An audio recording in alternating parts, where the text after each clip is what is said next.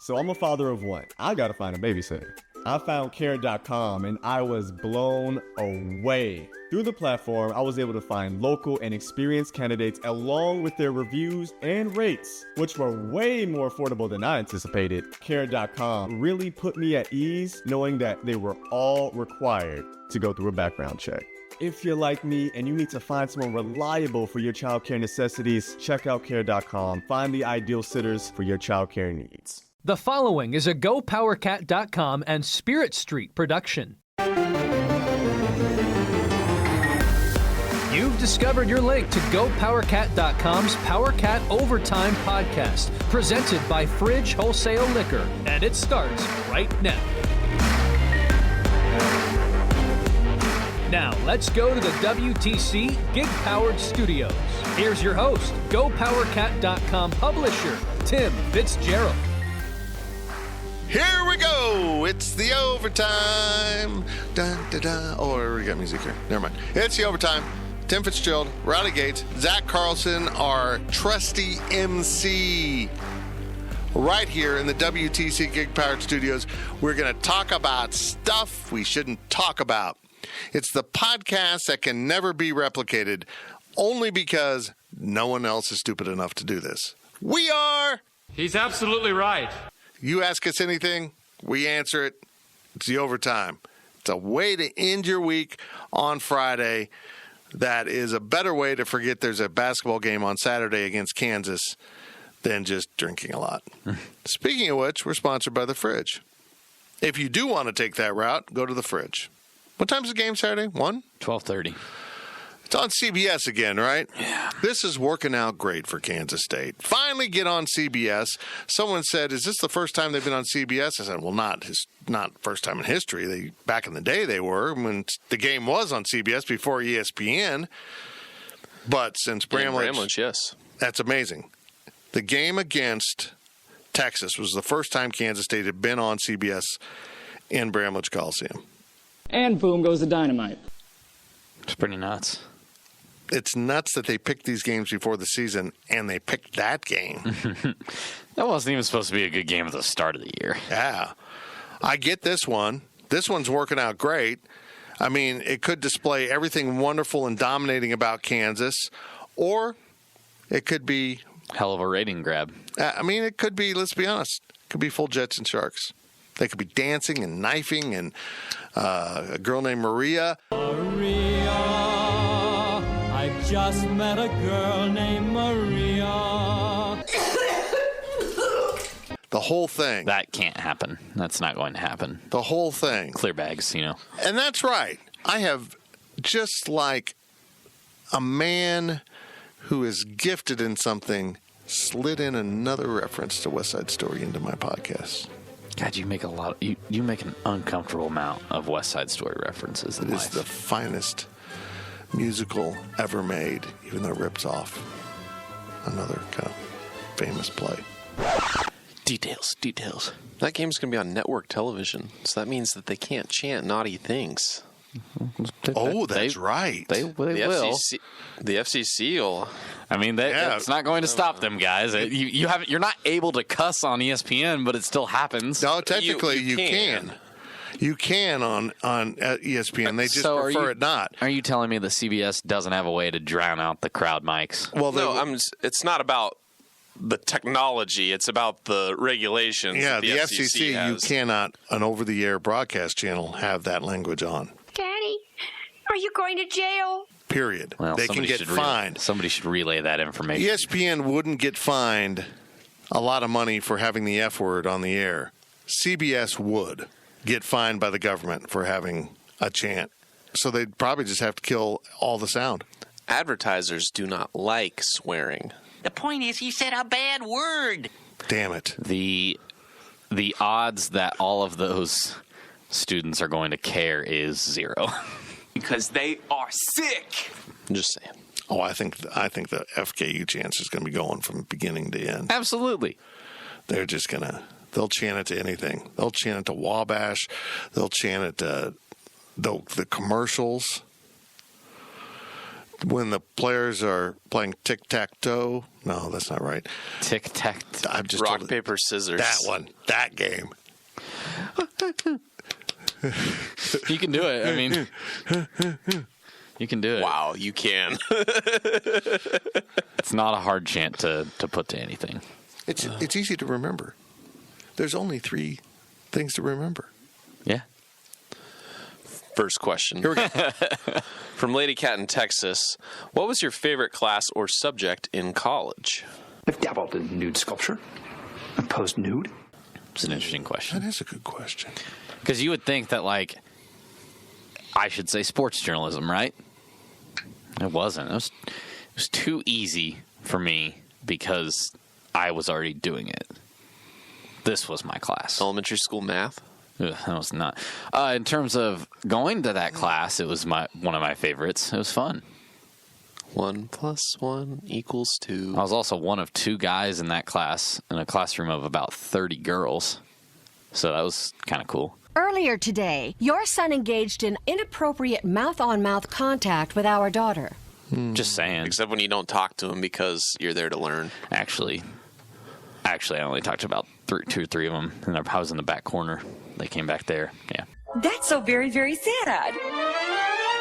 Anyways, probably the most fun I had in a class was actually the first class I ever did was I took an intro into acting class just as a gen ed type thing. And it was fun because I don't know, I liked acting in high school. Like I did all that type of stuff. So it was really fun. Did you do West Side Story? No, God. When you're a jet, all the way from your first cigarette to your last dying day. No. That was a lot of fun just because it was something different. And You'd make a great Maria. God, would you stop with the West Side Story? I think not. The actual class that I probably enjoyed going to the most was the big lecture hall class, Mass Common Society, that I took with Smethers, only because it was taught by Smethers. That's interesting. You know, I've blocked out college. Well, I blocked out because it was blacked out. But anyhow, I don't remember a lot from college. I'm not a person that hangs on to long-term memories like everyday memories. I remember the most unlikely class, and I've told his son this, who's a Twitter person. He's a Go Email person. I'll just say it. That Roger Teneri in economics was my favorite learning opportunity. He was an incredible teacher. He made economics interesting. Really hard. I mean, I think I got a C in that class, or low B. But he made it compelling. Made it fun to go to every class, which was not something I typically did, because he was very engaging. Other than that, I don't know. I mean, there was a political science class I enjoyed. Yeah, I don't remember a lot of stuff. Journalism was just easy to me. Do I remember journalism classes? No, I remember the collegiate newsroom. That's what I remember. That's where I learned journalism, was amongst my peers. And back then they had, grad students who were the copy editors, and our faculty were very involved. The Collegian was an amazing place back then. It was a kind of a vo-tech of journalism. You learned hands-on. But, yeah. You? My most useful class, so I got a business degree. I didn't go to J school. My most useful class was, I don't even remember what it was called, but it was kind of like digital marketing, where I learned a lot about analytics and conversion rates and stuff like that, kind of stuff we use now over at 24/7. I loved sports econ with Dan Keister. That was a lot of fun. I would love to have that class. Yeah. I've spoken to that class. He hasn't invited me back since. I apologize for all the cursing.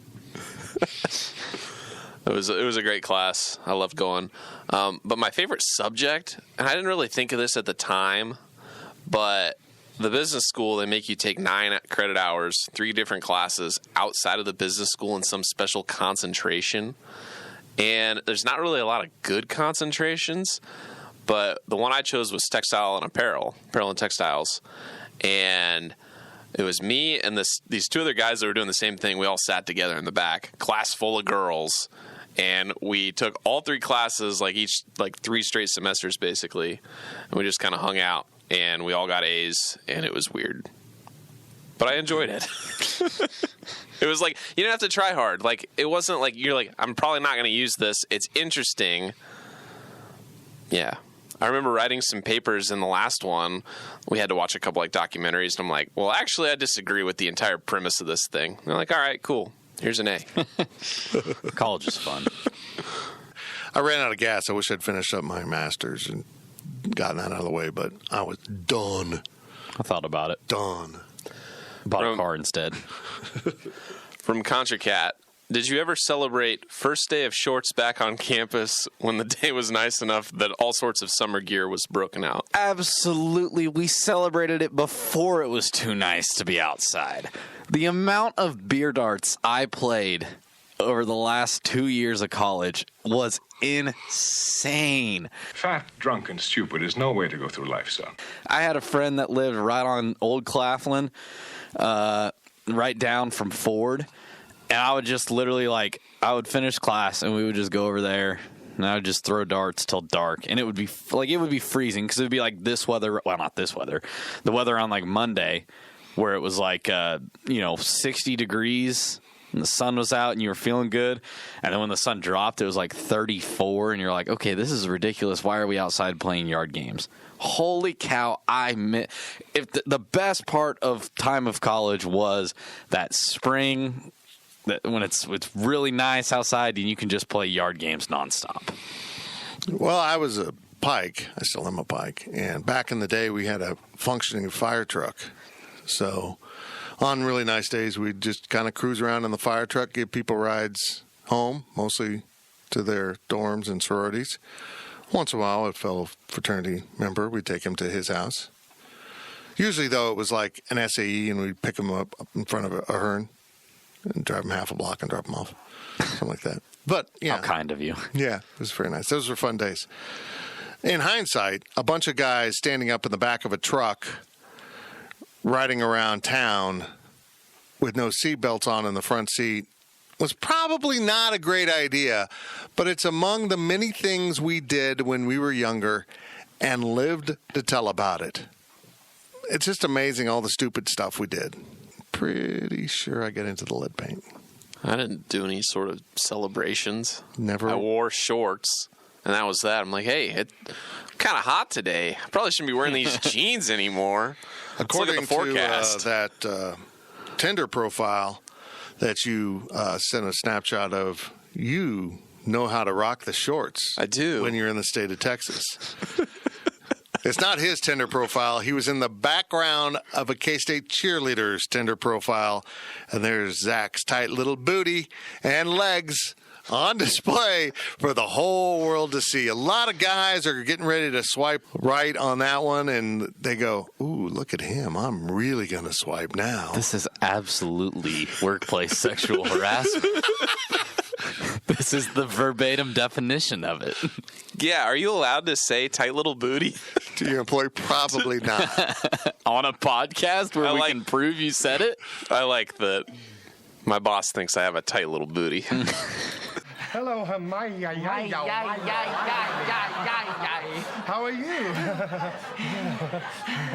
How are you doing? Yeah, let's hang out for a minute. It was an impressive little tush right there on that Done. Next. From Lady Cat in Texas, who are your overall favorite K-State men's basketball players that you just love to watch during games? I had like two different ways of looking at it, right? You can look at it from like those guys that were historically good and fun to watch. You know, your Jakes, your Denny's, Rodneys. I'm a younger kid, remember, please. But a lot of those guys still stick out. Right. And then there were the guys that I didn't really care if they were like amazingly good or not. I just liked watching them play. I knew they were good people. There are those people that stick out in mind. My all-time favorite player is Clint Stewart. I met him at a catbacker event, and he let me say something in the microphone, and like from there, I was like, I don't care if you turn the ball over 10 times a game, you will be my favorite player ever. He caused this, didn't he? He caused this more than me. He gave you a microphone at a young age. Yeah, it was unfortunate. Clint Stewart, Jeremiah Massey. There you go. Oh my God, I was a Jeremiah Massey fan if you've ever seen one. Yeah. Three of my guys are on this wall in here. There's only 6 basketball players up, but Jeremiah Massey, Michael Beasley, Jake Pullen have to be on that list. Probably with Mitch Richmond and Rolando Blackman. Maybe Rolando's a little too early for me. I mean, I remember him, but he doesn't, I don't know. It doesn't quite register like some other guys. But then there was the other guys that, I'm still friends with. Well, I grew up with Kevin Muff, who went into basketball coaching. I knew from high school, kind of briefly, but then college, Brad Underwood. And, of course, my good friend Mark Dobbins. But I think we can all agree Jay Heydrich has to be on that list. When he would step up and miss a free throw, those are memories you cherish because he was shooting with the wrong hand the whole time. Jay Heydrich has a jersey retired in Manhattan, but Jacob Pullen does not. Ironic. Go to Porter's. Check out Jay Heydrich's jersey. It's the stuff of legends and missed free throws. The second best left-handed basketball player in his house, Jay Heydrich. Hell yeah. I liked Matt Seabrandt. Oh my God. Who else from that era? Purvis Pasco. I mean, I know some hate. I know why people don't like Purvis Pasco, but I liked Purvis Pasco before that. My favorite, though, is when I was a ball boy. It was during Huggins' year. Ryan Patzwald came into town with his giant mohawk. Just an amazing hairstyle. But he'd always just joke. Him and Jason Bennett were the two biggest bums, jokesters, idiots. I don't know what. But there was one game where Ryan Patzwald, it's shoot around, we're rebounding for him, and he's like, hey, come over here. And he'd already talked to the other ball boys. He's like, you see anything wrong with my game uniform? He's wearing his full uniform and, 2 hours before the game and shoot around. Like, ridiculous. But I'm like, yeah, you got a little red spot right there. He's like, ah! The guys thought that he wouldn't notice. He bet him that. He's like, yeah, I spilled some Taco Bell sauce on my game uniform on his shorts. I'm just like, eating Taco Bell right before the game. Spilled some mild sauce on his shorts. How about Matsy? Do you remember Jermaine Maybank? Yep, Jermaine Maybank. Man, Lance Harris. What a dog. Cartier Martin. God, there were so many good players. Or just players that. Drummond Diarra. Will Scott might be on my list. He was a sniper. Boy, this team could use a Will Scott. Skylar Thomas, Travis Canby. This team could use a Will Spradling, frankly. This team could use a Purvis Pasco. It's too hard. When you've got so many good players, it's too hard to recruit. You could have gone out and recruited any big man you wanted to convince them that they could get playing time at Kansas State. I mean, I'm talking about Jeremiah Massey would make a world of difference on some of those K-State teams. Side note, those uniforms are beautiful. Oh, we forgot to name one. Who? David Hoskins. Oh my God. Weird. I just thought of that. I just like David Hoskins. We didn't mention David Hoskins. Then you said that. Weird. Yeah. Wow. I literally think I forgot about David Hoskins. What would have that first Frank Martin team been if David Hoskins was healthy and played? Oh, my God. If he had played with Bill Walker and Mike Beasley and Jacob Pullen, Dominique Sutton. They sure wouldn't have lost to Wisconsin. That's for damn sure. I mean, that's a perfect example of not having the team of your choosing. That guy was supposed to be the senior leader, and then he was done. Sad. They wouldn't have been a 10 seed. No. But 11 seed? 11 seed. Also, that is a good example of what you need to be leery of next season with all those young players. Look what happened when K-State was good. They were good. They were fun to watch. They were competitive. They had a superstar and still were 11 seed. Yeah. Diets and workouts, you've done the work, so why can't you get to your goal weight? That's because up to 70% of your weight is predetermined by your genetics. So while you've been told that it's all about your willpower, you're actually fighting your biology. Don't do it alone. Found's doctor-designed program uses medication as part of a treatment plan that targets your body's unique biological needs, so that your body works with you and not against you. Take the quiz at joinfound.com to see if Found's weight loss program is right for you. With Blue Link Plus, you can access your Hyundai Tucson Limited remotely. Doors unlocked, temperature set, lost car found. There it is. Get complimentary class-leading Blue Link Plus. Call 562-314-4603 for complete details. From Purple Powerhouse, if you still wanted to work but really didn't need the money, what would your job be? I would be a bartender. Yeah. I think it would. Now, whenever I tell this to people, they're like, oh, no, it's so crazy at the bars and people are just drunk. I don't mean a bartender at Johnny Cause or Tubby's. I mean like a real bar making like legit drinks, not just a whiskey and Coke. Yeah. High-low. Yeah. Places where you can get regulars and interact or with like people. Harry's. Like I want to be like a sports bar type bartender. I mean, like Porter's, I know we're not a sponsor, but Porter's, I love Porter's, honestly. It's a chill bar. People, it's not too crazy. And, I want to be good enough at bartending to where if somebody comes in and orders like something by a name, I can rattle off without having to Google it. That'd be cool.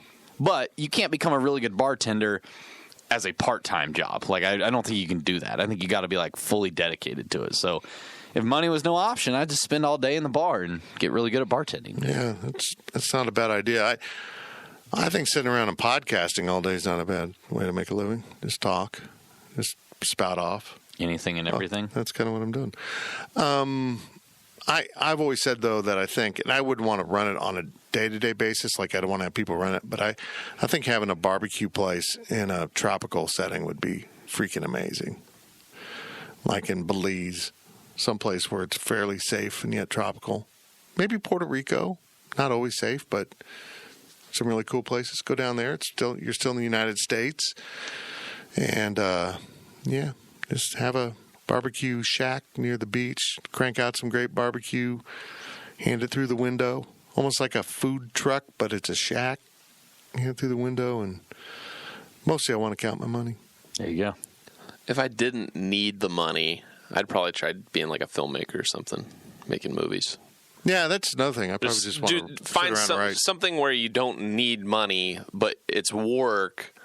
You're trying to make something, I guess. I sit around and write really bad novels. Just because you can tell a story. Yeah. All right. I've written one really bad novel, so why not do it again? Did it get published? Oh, hell no.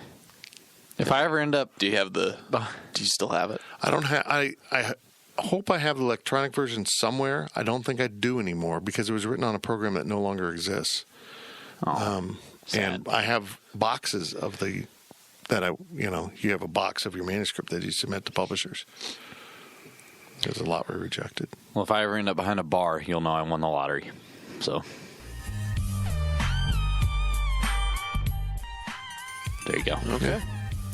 I'm with you. That'd be... It's probably more work than you think because you're on your feet a lot. Yeah. But, yeah, it'd be good fun. I'm on my feet a lot. Well, you chose this life. I did choose this life. Yeah, but luckily you're getting paid really well. And my calves look amazing. Just fantastic.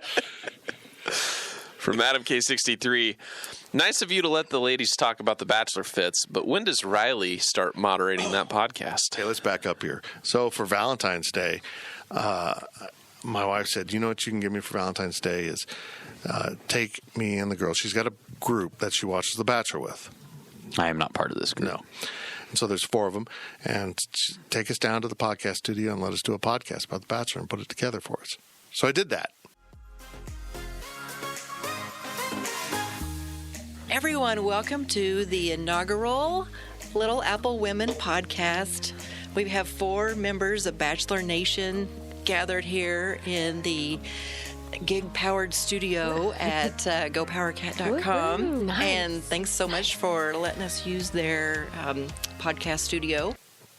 If you want to go listen to a Bachelor podcast, go to SoundCloud and type in Little Apple Women, and there it is. their one podcast. They might do it again. And I got to say, I think they did a pretty good job. I think they did for people that had never done this before.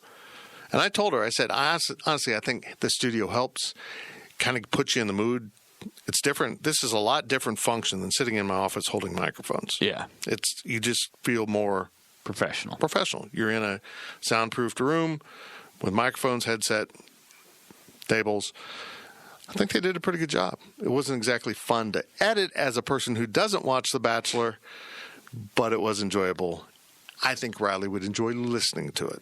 Guys, I'm making progress. It's spreading. Zach's starting to watch now. No. He texted me about it the other day, and I'm like, oh, Zach's watching now. Hey, when TikTok is blowing up with all the memes, you got to watch it from the source, man. Well, and from editing the podcast, this season's been a train wreck. Oh, it's been a beautiful train wreck. This guy's an idiot. And I told people from the start this was going to be a disastrous season.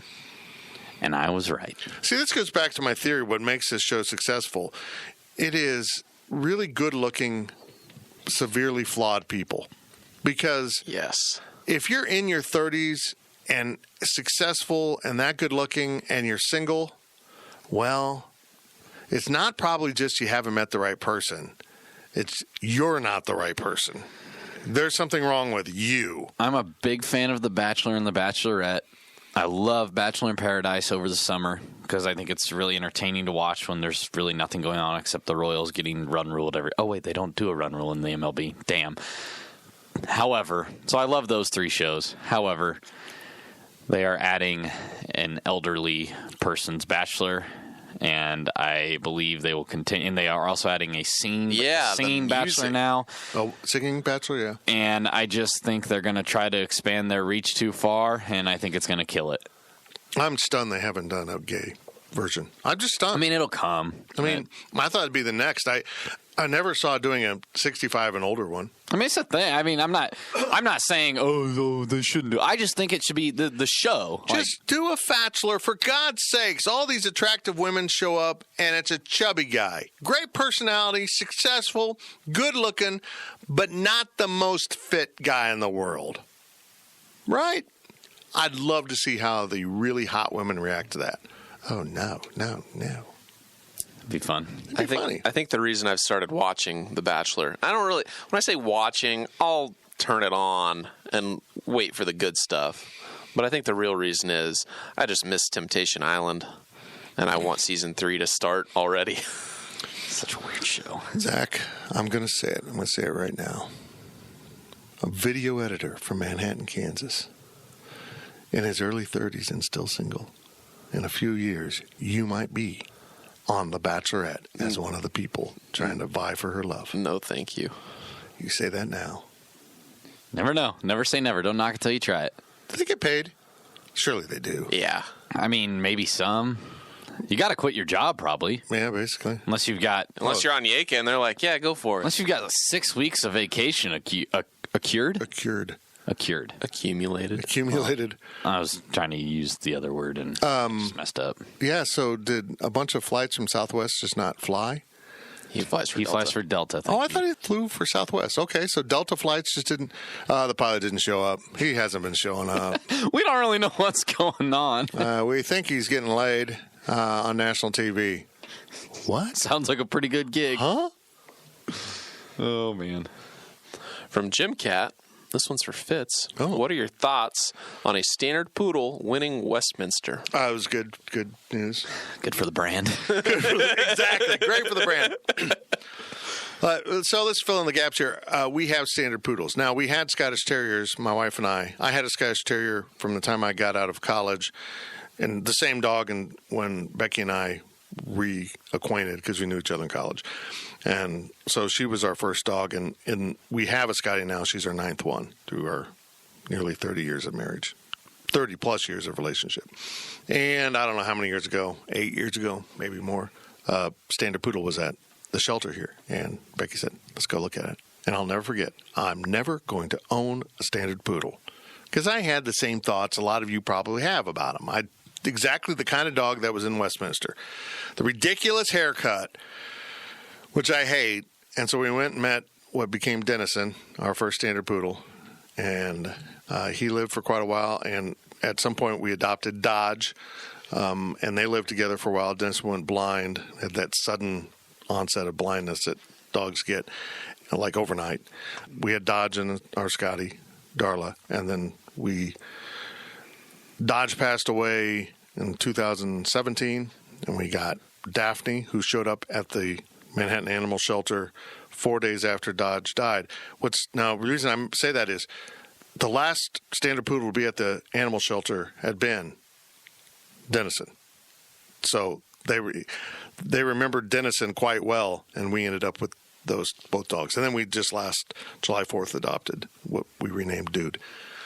Awesome dogs, amazing dogs. And you know why everyone does Labradoodles, Golden Doodles, Burner Doodles, everything. They're trying to macho up the poodle. We don't have the weird haircuts. Those haircuts are offensive. I mean, they're for the show. And they're based in, it was cool. But the reason they have those is they're actually water retrievers. That's what their background from Germany is. So they'd have a ball on their tail. When they were in the water, you could follow the ball on the tail. You'd know where the dog was when it was in the water. And they had bunches of hair on their hips and their ankles, any joints to keep them warm in the water. That was the thought. And then the French got a hold of them and screwed them up. They're an amazing breed. The haircuts atrocious. That got intense. They're just really smart, and they're fun and active. I mean, they're hunting dogs. People don't understand that. You can train them to be hunting dogs. Now, as Travis Tannehill pointed out to me, the problem with it is they're too smart. They have their own opinions, and you can't really break them as easily just to do their job like some breeds. That's fair. But quit slutting out the poodle and having them sleep with every other breed to get you some kind of specialty dog. Hey, you calm down. They got feelings, too. Doodles are cool. They are pretty cool. Our neighbors have a golden doodle, and that dog is freaking awesome. He is Lincoln. We had Dodge at our house and Lincoln up the street. Someone needed to get a Labradoodle named Ford. Sure. From Power Cat Ryan, you've probably heard a lot of heckling towards players and refs from your seats. What are some of your favorites? Okay, so the thing with it is we don't get like creative heckling because Bruce is the same thing everywhere we go. Sit down, Bruce. Get off the floor, Bruce. Come on, Bruce. Now, hold on. The Texas game, some student yelled something that left us in hysterics. Yeah. It was make a bleeping free throw. Oh, my God. Dead silent. Dead silence. And, I mean, I lost it. Make a free throw. I mean, it was more about the timing. Yeah, because it was, I mean, there was the play. Everybody was gone. K-State was down 20. Silent. Make a free throw. It was just the tone of voice like, I'm a broken man. Make a bleeping free throw. He didn't say bleeping. There's the thing is, it's a lot like the road game venues are interesting because we do sit with a lot of the students. And so we hear the students, but it's the same thing. Like I said, it's sit down, Bruce. What are you doing, Bruce? A lot of Bruce heckling. Iowa State was pretty bad with it. So a lot of those are really good. And this, I don't even know if I can say this was heckling, but like my first year, my first or second year covering this team, and we weren't like, now we sit behind the Classy Cats. We used to sit right next to the bench. So we were on that side of the floor. And that side of the floor is where Robert sits, or used to sit a lot. And he was at the Texas game. He gave me a shout out. And it was pretty quiet again. And right behind us, you hear Robert yell, "Put the basketball in the basket." I forgot about that. And again, I could not contain my laughter. The simplest of thoughts. He was describing the game of basketball, but thought he was helping K-State. Put the basketball in the basket. So, Robert. And you know what? They weren't very good at that. That's the hardest I've ever laughed at anything that came from the crowd. Make a bleeping free throw. I just lost it. I was rolling on the base, just dying laughing. Now, this one was when I was in high school, still going to games as a fan. But there was this guy that had season tickets that sat near us. And it took me probably till like my junior year of high school to understand what he meant by this heckle. But he would always yell, "Get off your knees, ref, you're blowing the game." Now, don't say that. Hold on, let me see. That's a good one. It took like an egg timer like went off in my head. I'm like, oh, that's what he means. That's funny. Hey, speaking of officiating, a shout out to Newton High School. Oof. And Salina Central that had a game last night in which 7 technical fouls were called at Newton. What? Yeah. Only 1 was on Central, my alma mater. 6 were on Newton. A fan came onto the court and was taken away. And one of the officials quit in the middle of the game and left the court. What? I have a cousin that plays for Newton. Oh, really? Yeah. And Scoop got a little bit of a my cousin was not part of it. We did get that confirmed. So it sounds like this kid got kicked. He was arguing with an official. Got a T. Some kid. For Newton. I apologize. Yeah. Oh, wait. Oh, and Pat Strathman might have texted me. Oh, wait. Yeah, no, he was covering the game. He was sorry. He had the tweet. Newton kid got a T. People were mad. Parent came down from the stands, got another T. Ref left. This is a bleeping you-know-what show. Coach got kicked out. Yeah. Just because they couldn't contain a bad call. That's how mad they were. Wow. Yeah. So that's 2 technical fouls so far. So here, Pat. This is Pat's description of it that he wrote on his notes. Second quarter. Foul called in Salina Central. Word shared with Newton and Salina Central player. Double technical. Right there. So 1-1.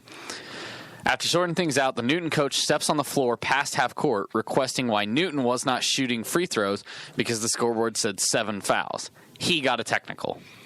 A few moments later... Clarification. The fouls were 6, and then the technical was 7. So 7. They wouldn't be shooting. Right. He didn't understand that rule. A few moments later, after a call, another technical on the coach. He is ejected. Third quarter, foul on the Newton player. Gets a technical. He fouls out of the game. Newton player makes a 3. Another reaction from that player. Gets a technical. So I don't know if he clapped at the bench or something like that.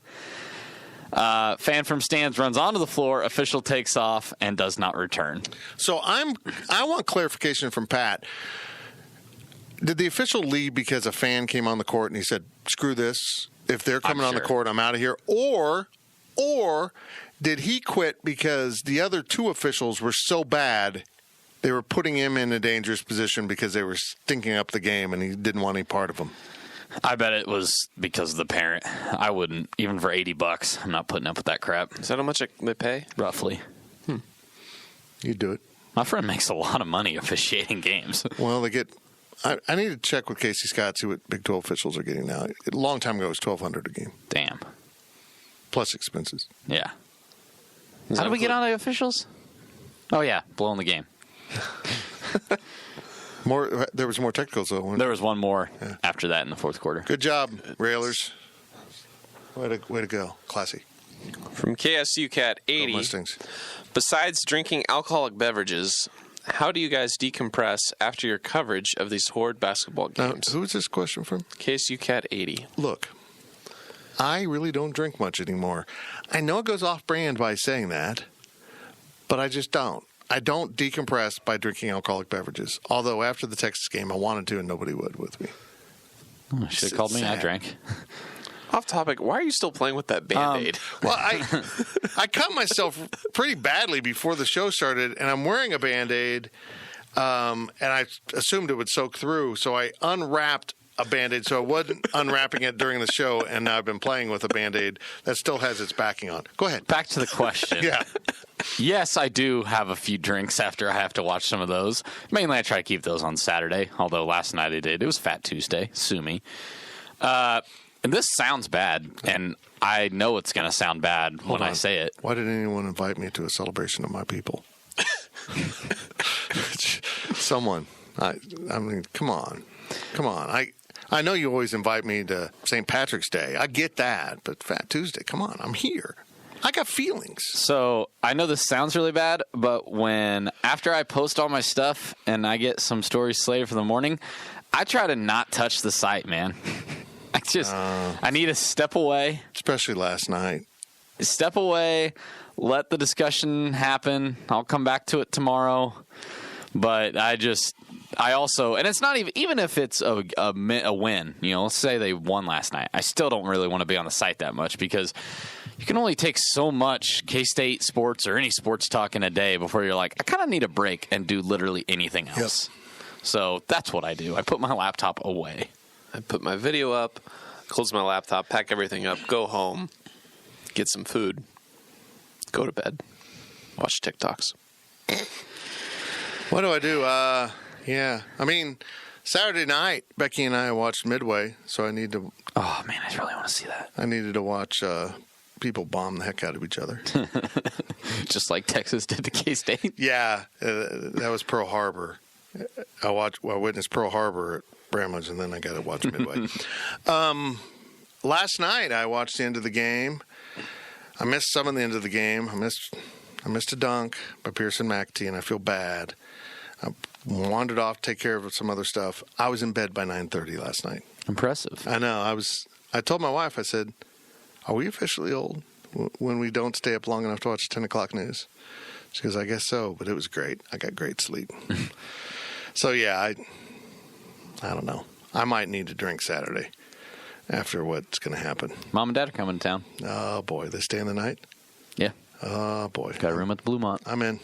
I'm so drunk I can barely see, but it helps me get through another day. My stomach is filled with haggis and head. I've got to go puking some hay. Last question of the podcast from StatCat. What 5 people would be on your hot list? And by hot list, I mean women you think are hot, not new basketball coaches. Fitz, please restrict your women over the age of 40. Thanks for giving me some guidelines here, StatCat. Anyways. It's funny because I went back and I'm like, I haven't even thought about this type of thing in a long time. So I went back, kind of recalled my last list, but I arrived at the last list I had, which I don't know how old this list is. One person might be different on this list than previously, but she's always been hanging around the list. And they're all over 40, and I was surprised by that, to be honest. Holly Berry's been the top of my list forever. As long as I remember making lists, Holly Berry's been at the top, and she still is. Isn't she older than you now? I think she is a little bit older than me. I'm not sure. I like how I said now, like as if it's ever been different. Yeah. She used to be younger. Now she's older. Now, let's put it in context. I think this list is 15 years old. So if I was 40 with a 25-year-old on the list, I assume StatCat thinks that's inappropriate, but now it's okay because I'm half your age plus 7, baby. Yep, I guess so. Jennifer Aniston, also age appropriate. It's a good one. Shakira has been the one that's always kind of been hanging around, on, off. And that was double confirmed on the Super Bowl. Over 40. That's the weirdest thing ever. It was awesome. It was awesome. And, of course, Pink, you all know. That was an easy one. She's 40 now. That was the one that shocked me. Pink is 40 years old now. Yeah, I was floored by that. And then kind of the latest addition, and I was a little surprised she was over 40, is actress Rachel McAdams. Rachel McAdams. From Mean Girls. Well, and I remember she best does something from else. Wedding Notebook. Crashers. Ah, yes. Okay, that's where I had her at. Yeah. Yeah, she's good looking. Mm-hmm. Next. Not only did I have 5, these are in order. So, like, ranked. Anna Kendrick has been my celebrity crush since forever. Pretty much the first Pitch Perfect movie came out, so I guess I shouldn't say forever, but that did it in. So she's number 1. Mila Kunis is number 2. Mm-hmm. Good choice. Carrie Underwood. Great choice. Yeah. Jessica Alba. Great choice. Very underrated. How old is Jessica Alba? Well, let's find out here. Not 40. I'll Google it while I'm... I don't know. Who's your 5th one? My 5th one is Anne Hathaway. Good choice. Those are solid. Jessica Alba is 38. Okay. How about that? All right. Almost could make Fitz's list. Almost. Well, then too inappropriate. My list is Halsey, Cara Delevingne, Taylor Swift, Anna Kendrick is also on there. And then my top one, Gal Gadot. Oh, yeah. I gotta find out who Wonder this Woman? is. Wonder Woman. Oh, my goodness. Never heard of her. Good She's looking. Israeli, has a nice little accent. Like, So good looking. And she can kick your ass. Yeah. Former Israeli military. well, I mean, if you're from Israel, Yeah, but you were in Okay, the some of military. this other the first picture that popped up, I was really gonna question your choices. have you seen the Then what's new- the first picture? That. Yeah, That's not a good that's picture. a little overdone. Have you seen the new Wonder Woman outfit she's going to be wearing in the next? I have not. Oh, boy. It's a fun question. Are you saying I should? Yeah, it's like it's got wings and stuff. Like they incorporated, old Wonder Woman, she flew a jet. So she's turned into JJ the jet plane? And I think, they just made her outfit a jet. I don't know. It's weird. Questions like that make you really think, and then you realize there's a lot of celebrities out there you kind of forget about in life. But let's just say this. Number one on my list is Rebecca Fitzgerald. Nice save. Ooh. Always has been. I don't have anybody at the top there to... I can say whatever I want. I can say what I want. Got a story to tell you after. But she's got her own list of 5. I got a story for you when we quit this. Oh, boy, that's going to be good. It's so bad you can't say it on the podcast. Nope. That's lovely. Well, we've got to stop now because I've got to hear this story. That's it, right? Yeah, that's it. We've been sponsored by The Fridge. The story better be good because I'm hitting stop right now. Leave it rolling. You've been listening to the Power Cat Overtime Podcast, presented by Fridge Wholesale Liquor. Power Cat Podcast. All rights reserved. GoPowerCat.com and Spirit Street Publishing. Nickelodeon covers the NFL season and your favorite NFL players in Slime on NFL Slime Time, a weekly highlight show for the whole family that only Nick can get away with. Join Nate Burleson, young Dylan, and the rest of their team as they recap the game, get Nick-exclusive interviews with players, make a mess with celebrity guests, and each week award the coveted MVP trophy, an epic prize that comes with serious slime. Huddle up with the family and catch NFL Slime Time Wednesday night at 7:30, 6:30 Central on Nickelodeon and streaming the next day on Paramount+.